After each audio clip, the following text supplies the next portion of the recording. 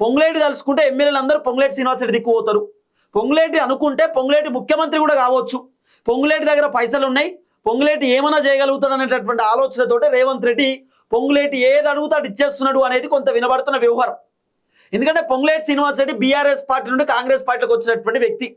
పొంగులేటి కాంగ్రెస్ పార్టీలోకి వచ్చుడుతోటే పొంగులేటి శ్రీనివాస్ రెడ్డికి మంత్రి పదవి ఇచ్చిండు, ఏకంగా రెవెన్యూ శాఖ ఇచ్చేసిండు. అంటే ఇప్పుడు పొంగులేటి శ్రీనివాస్ రెడ్డి మంత్రి, ఆయన ఎట్లా చెప్తే అట్లా రేవంత్ రెడ్డి వింటాడు. పొంగులేటి ఏ నిర్ణయం తీసుకుంటే ఆ నిర్ణయాన్ని రేవంత్ రెడ్డి ఓకే చెప్పేస్తాడు.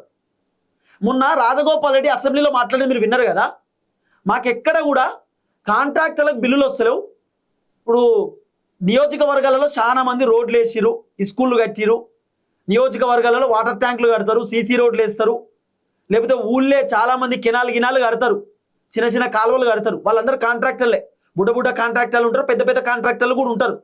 ఈ కాంట్రాక్టర్లు ఎమ్మెల్యేల దగ్గర పోయి సార్ మాకు గవర్నమెంట్ నుండి మాకు రావాలి బిల్లులు, ఇంకా బిల్లులు రాలేదు అంటే ఎమ్మెల్యేలు మమ్మల్ని ముఖ్యమంత్రి కలుస్తున్నాడని ఎమ్మెల్యేలు చెప్తారు. అందుకే మొన్న రాజగోపాల్ రెడ్డి అసెంబ్లీలో చెప్పిండు కదా, కాంట్రాక్టర్లకు బిల్లులు వస్తలేవు కానీ మొత్తం ఖమ్మం సంబంధించిన మంత్రులకు పోతున్నాయి. అంటే రాజగోపాల్ రెడ్డి ఇండైరెక్ట్గా పొంగులేటి శ్రీనివాస్ రెడ్డి ఏ కాంట్రాక్ట్ పనిచేస్తే పైసలు పోతున్నాయి. ఆఖరికి ఖమ్మం జిల్లాలో ఉన్నటువంటి మంత్రులకు ప్రభుత్వం నిధులు ఇస్తున్నారని కూడా రాజగోపాల్ రెడ్డి ఎమ్మెల్యే చెప్పిండు. ఎందుకు చెప్పిండు?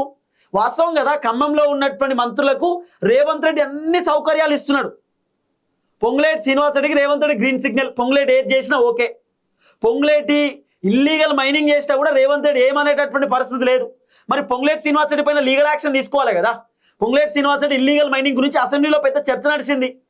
మరి పొంగులేటి శ్రీనివాస్ రెడ్డి పైన అంత పెద్ద చర్చ నడిచినప్పుడు at least Ponguleti Srinivas Reddy illegal mining పైన ఎంక్వైరీ కమిటీ వేయాలి. ఏం లేదు ఇప్పటిదాకా.